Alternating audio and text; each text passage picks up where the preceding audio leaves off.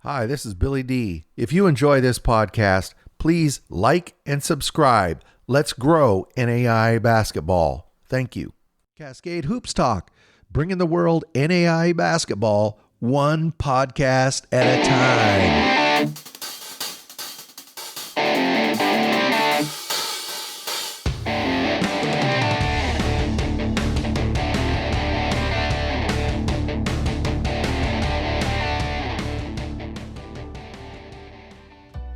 Cascade Hoops Talk, Billy D. Hey, today we have Trent Miller. He's head men's basketball coach, Morningside Mustangs.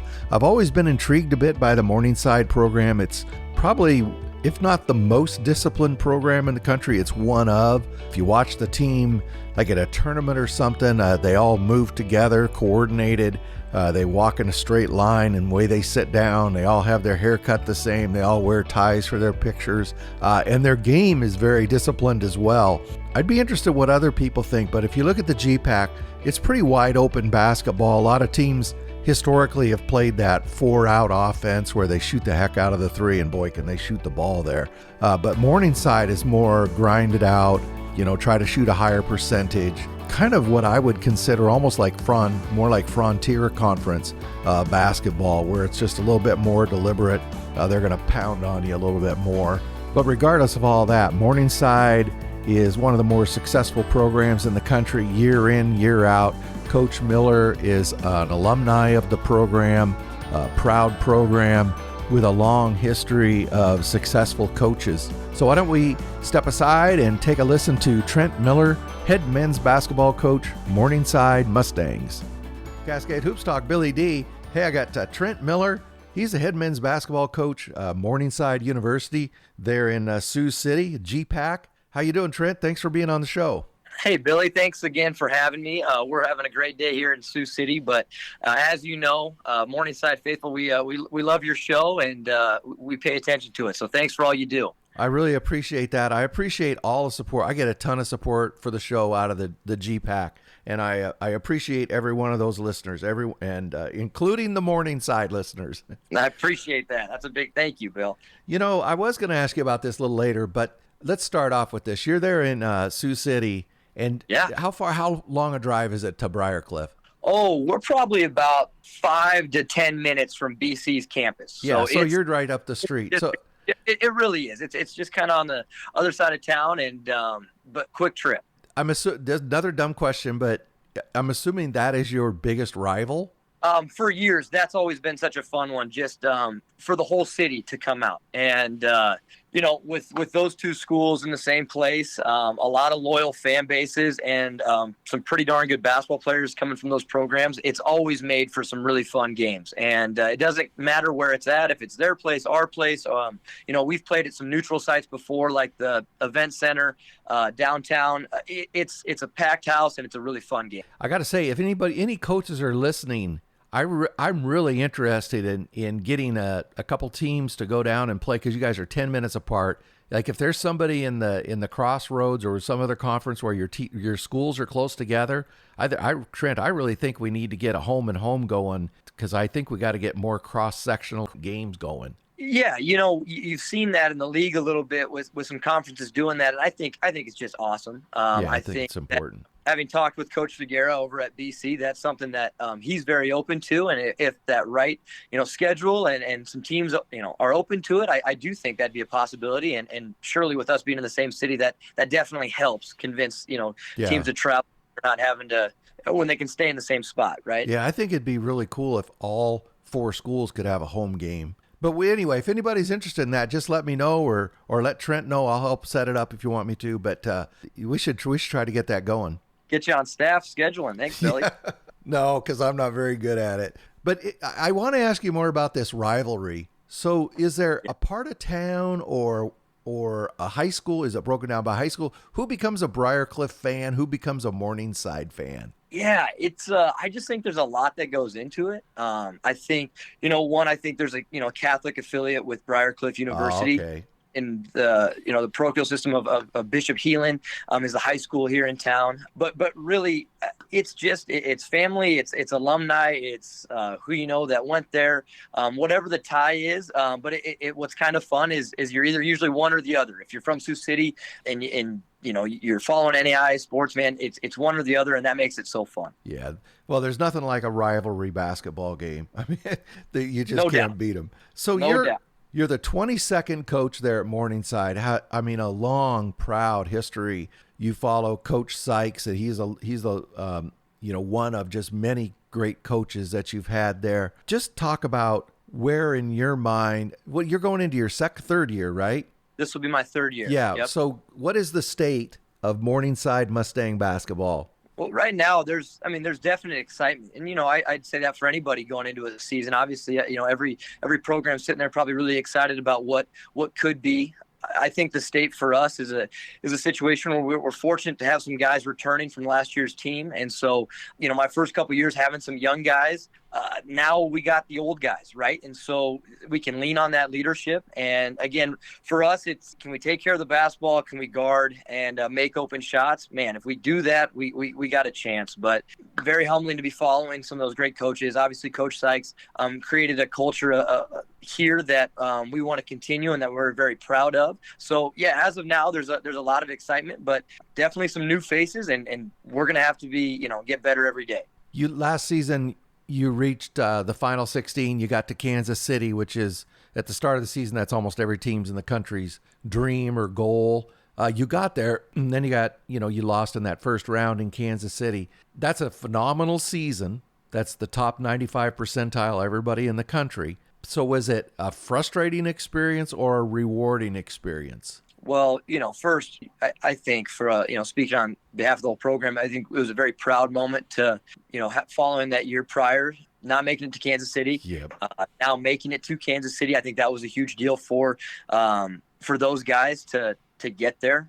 First and foremost, were we thrilled with how the Arizona Christian game went from our end? No, they are a heck of a team, got a phenomenal program, and they outplayed us that night by far. So definitely walked out of that year with some excitement about what was accomplished, but also maybe a little pit in the stomach as far as, now we got a lot to focus on moving forward, right? We maybe have a sour taste in our mouth, and hopefully that's on the forefront as we compete in practice and in the off season. And I think our guys have done a nice job of taking that to heart. So last year you surprised people, right? Not a lot of people would have picked you at the start of the season to get to Kansas City. So this season, probably a lot of people will pick you to get to Kansas City with all the guys you got coming back. So I think there's more pressure on the program this season. Are the guys feeling that pressure? I think, I hope we don't have time to think about it. I hope we stay busy enough and we're locked in enough where, we just are trying to accomplish what we've got going on that day and before we move on to the next. They know the preseason stuff ultimately means nothing. It's very nice to be recognized prior to the ball bouncing, but so many things can happen, an injury, whatever the case. And we just got to take it one day at a time. I think if we go away from that and start worrying about some of those rankings and some of that pressure, I just think that lends to not great basketball, right? No, I agree. Let's talk about your team.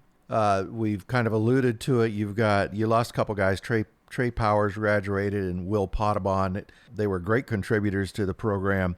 But you got Eli Doble, Joey Scoff, Jack Dotzla, and Aiden Vandeloo, all top 4 scorers coming back. I added it up, Coach. You got my math is bad. It's like 50 points and half of your rebounds coming back just in those 4. Talk about those 4 coming back. We're very excited to have all those guys suiting up for this year. I think each of them has continually grown in their game. And ultimately, what I love about them so much is they're so close and are very selfless. And I think that has led to them finding that success. They aren't worried about who gets it done or who makes the shot.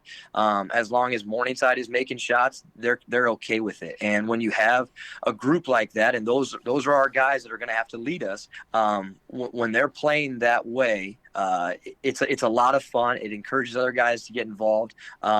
we got some scoring back, but we're gonna have to get stops. So that's definitely a big focus for us moving forward with this group. What was their mood coming into practice? You just started a couple weeks ago practicing.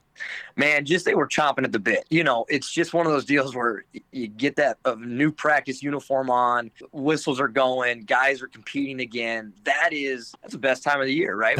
When you get back on the floor with your guys. So the excitement was there. Was it the prettiest basketball? Absolutely not. Did we have to slow down a number of times because we were too excited? You betcha. But it was, ultimately with this group, they just love being around each other. So it was a very fun and exciting, like, let's get back to work mentality. So, Coach Miller, are there any transfers or new recruits that you believe might make an impact for you this season? We got a couple bigs, one being incoming freshman, Tate Van Regenmorter, kind of at a whole Western Christian here, who's really just competing his tail off. And him and Caleb Maddox is a transfer. He's actually at BC for a little bit, went to Western Iowa Tech, but he's about 6'8", long. Those two guys are kind of working for that backup 5 spot right now, and both giving us a different look. One's going to be more perimeter based, one's going to be more near the rim, but both are making Doble work, which is a really, really good thing. And I think we have hopefully a couple of young guys, a couple sophomores that can take a big step, that can step up into a role for us this year and contribute. Some guys like Caleb Dreckman and Dan Brockhill would be two of those guys. Yeah, you talked about a couple guys coming in. As we said, you got to the 16. What is it going to take? When you went back and you broke last season down, what do you need to do? What needs to be different to make it deeper? Yeah, when you get down there, the margin of error is so Yep. and that, you look at the teams that got it done, and the type of shots they're taking consistently, how they're guarding, how they're taking care of the basketball. Those are huge. Credit to Arizona Christian, man. We came out, made some shots early. It was kind of going back and forth, and we stopped making some shots. A lot of, due to them playing, really physical, defense, and they were able to get out and run, and we weren't keeping up with them. And if we're missing shots, then we start turning the ball over a little bit. And I think that's kind of what we saw last year in the 16. It just makes it really, really hard for yourself, especially against a team that closes out games, that has talent, 1 through 10, whatever the case is. So just that margin of error. I think for us, we're gonna have to lean on being very, very efficient and very, very sharp with the basketball. That depth, when you get late in the season, late into the playoffs, that depth is, I talked to Riley Minix right after the season ended, and he was talking about, I think it was the OUAZ game, and Southeastern played 6 guys or something, and he said every time I looked up, they had another guy at the bench, and and he's playing he played 38 minutes a game. He was playing his 36th game or something. How good is that? Oh, he's huge. He's playing. Is it McNeese State or Moorhead? Yeah, he's very good. But the depth just ground him down. Yep, it is. And but that's what makes it so exciting. Like you're gonna get everybody's best shot. They are there for a reason. Having to go through a regional, like you're hoping, man, the top 16 teams are there and they're gonna battle it out. And what an opportunity, right? So, but like you said, if you're not locked in, it can go south in a hurry. Coach Miller, when I break your team down, you're deliberate. You're efficient. You shoot a high percentage. You share the ball. You don't turn it over as a rule. Is that the team you're trying to build? That's what we're trying to do. We're not a lot of flash. We really are just trying to be efficient and intentional about getting a great shot every possession, playing to our strengths. There are some things that I think we do well, and there's some things that we don't do well. And so, I think being aware of that and having our guys, play into the areas that they're going to find more success in is extremely important. And I think that leads to efficiency. And when you take higher percentage shots, usually good things happen. And again, that stuff has been preached from Coach Sykes for the last 20 years. And, we were in the system as players, Coach Hovman and myself, and just been fortunate to put our little twist on it. But ultimately at the end of the day, trying to keep that identity, like you said. Last season, you shot a high percentage from the 3-point line, but you shot very few threes. I was a little surprised by that. I think, it's one of those deals where there's definitely an opportunity to grow there. and we can maybe do a better job at times of getting some of our guys who are higher percentage, getting them spots where they can have attempts and get shots. When you play an Aiden Vanderloo, it's no secret the guy can shoot the ball a little bit, and so when they play us, they're going to try to run him off the line and be very physical. And I think there's opportunities that we can be better at, is maybe getting those guys some looks. But ultimately, yeah, it's where it ended last year. That's just kind of where it laid, and something we're aware of. But I don't think it's something that we're sitting here going, we got to change everything that we're doing. But it is definitely something that we are aware of. I want you to talk about the GPAC. Teams get up and down, right? Teams have good years, bad years. But as a whole, the past, 5 years, it just seems like every year the conference goes up a notch, and the weak teams aren't so weak anymore. And it just seems tougher across the board. That's just my view. Yeah, I'd say that's very fair. And, again, I can't speak for other conferences because I'm sure they feel the same way. But, we talk when the coaches get together in the conference, just, that we don't feel like there's ever an off night. Ever feel like, this is something you're going to walk into and have a really good shot. It's a very competitive league. I think that the league is full of some tremendous coaches and staffs that do a great job of getting highly talented players to buy into their system. And I think the support they get from their communities in each situation is great, right? So it makes every road game live. It's game on, right? The crowds are in it. It's competitive. I'm very proud of the conference in regards to how they do things, and we've been very fortunate to have some guys come through here. You were talking about like a Ty Hoagland, obviously Mason Walters. You got Van Kalsbeek and some of these guys that have been in the league that have done some things from an All-American standpoint that just make it extremely competitive and really fun to compete in. You have some of the venues in that conference are amazing. I mean, obviously you guys put on some great shows there in Sioux City, Dort. Everybody talks about Dort, what it's like to play there. Jamestown has that beautiful Newman Arena, the historic Corn Palace with Dakota Wesleyan. I know Northwestern, that's a historic place to play. But talk about some of these venues you get to play in. Yeah, again, feeling very fortunate. Our guys love it. Obviously, we love our home gym. We love Allie. We love the support that we get. But on the road, yeah, those games are extremely exciting, and the venues are great.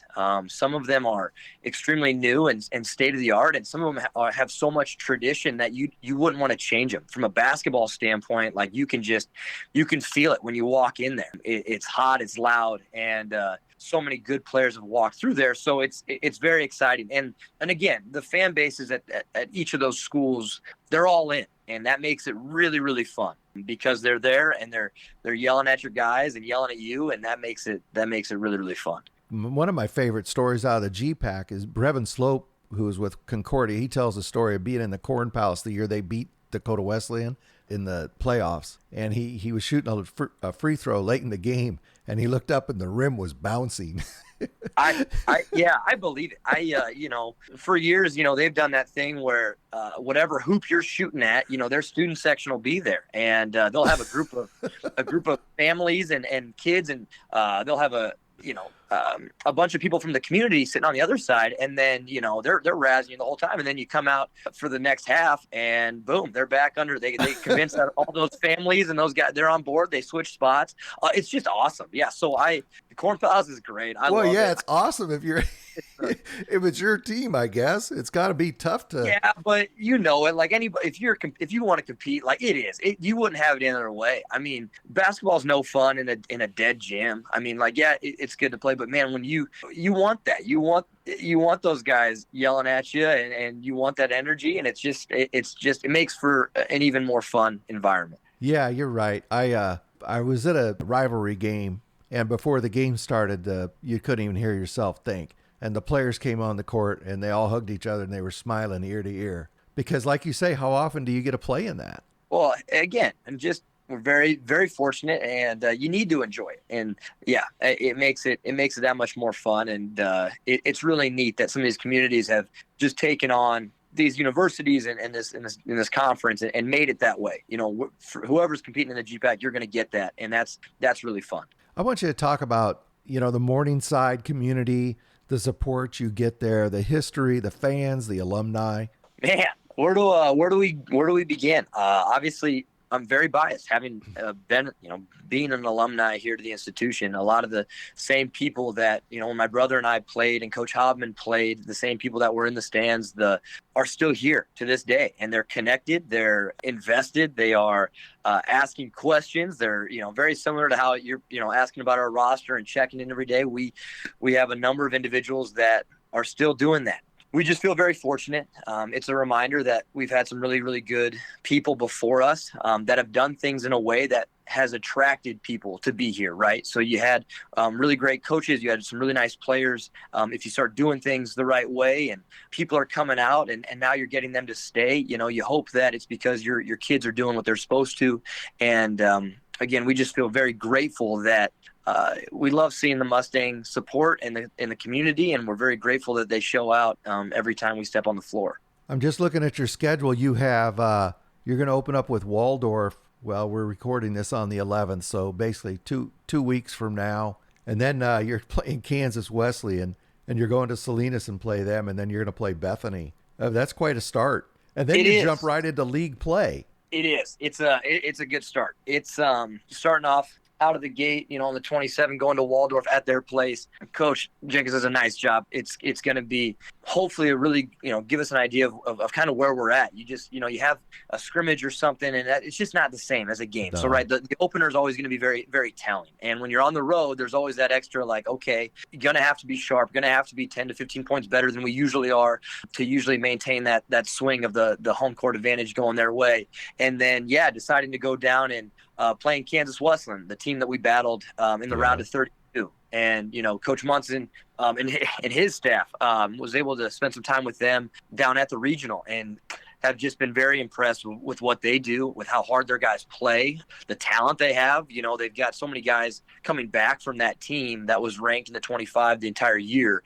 And then they added some transfers as well. So, that going to their place on a Friday night, man, that's going to be game on. And will be extremely telling as far as where our guys are at as a program, because that, again, I would assume that team is, again, it is preseason, but I would assume that they're going to be ranked. And they're going to be good. They're extremely good. So to go into that place, we best be sharp and bring it. And Coach Flemmer at Bethany, the next one, brand new staff, new squad potentially. So really enjoyed his time. He spent a lot of time up here around Sioux City, so have gotten to know him and I'm very excited to see what he's got. So another test on the road just to get us started, and we jump into league play. So I would say no easy ones by any means. I want to ask you about one more non-conference trip. You're going to go down to Florida. You're going to play Florida Memorial, but the day before you're going to play St. Thomas. That St. Thomas is a program that has exploded in talent. You're really going to get tested there. Absolutely. That's something that we'll go down. We'll head down to Miami, in December. We'll play Bellevue at the Tyson and in town, and we'll hop on a plane and go down and go to St. Thomas at their place. And yep, like everybody else has seen, man, his staff's done an incredible job of bringing that high level, that Division I talent, guys that have impacted at the Division I level, come to be in his program. What an opportunity. You know what I mean? That's how we look at it. It is. Like that. That's a program that was in the Sweet 16 last year. They, Coach Crary has reloaded and made it apparent, like we're going to get this thing. And as him and I have talked, we're excited for the opportunity to go get them. They're going to be extremely talented. They're well coached. They're going to be good. Obviously, all of that. But again, when we talk to our guys, those are the teams that you're going to see down in Kansas City. And so to be able to compete against a squad like that and like a Kansas Wesleyan in the non-conference, we think is a really big advantage. We're certainly going to have to be very, very good in Miami. Absolutely. And if you're going to get exposed, you'd much rather have it happen in December. Absolutely. You want to play your best basketball at the end of the year. So you want to find out exactly where you're at and consistently do that. And our guys are excited for the opportunity, but recognize it's going to be a battle, and we're going to have to be sharp. And then the next night you got Coach Delano, and I mean the man's won a national title. Oh, that's right. He's at Florida Memorial now. I forgot about that. Right. So it's going to be you're going to have your hands full. It's going to be a great test for us, for the Mustangs. Well, Coach Miller, I really appreciate you taking some time today. I'm really looking forward to basketball season. It's like you say, it's only a couple weeks away. Boy, when it gets this close, you probably want a couple more weeks to get ready, though, don't you?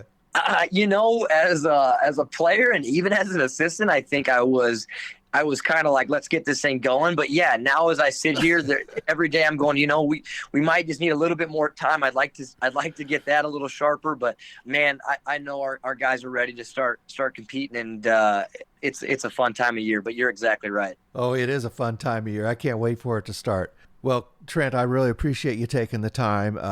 Always enjoy talking to you, and I want to wish the Mustangs luck as you start the season. Awesome. Well, Bill, thank you so much for having us, and just appreciate it. We'll be following you, throughout the entire year, and if you ever need anything, don't hesitate. Thank you very much. That means a lot. That's Trent Miller. He's head men's basketball coach, Morningside Mustangs. Thank you. Hey, thank you very much to Coach Trent Miller and to Morningside University. Really enjoyed talking to Coach Miller. And also, once again, I deeply appreciate the support that this show gets out of the GPAC, all the programs there. I want to say thank you very much to all of you. Hey, join us back in a couple of days. Don't forget to like and subscribe this program. It really helps grow attention to NAI basketball. And don't forget, basketball starts in like a matter of days. Get out, get your tickets, and get in and watch those games. Thank you very much for supporting our podcast. Please like and subscribe. Get out to your local NAI school, because NAI basketball is the best entertainment value in America.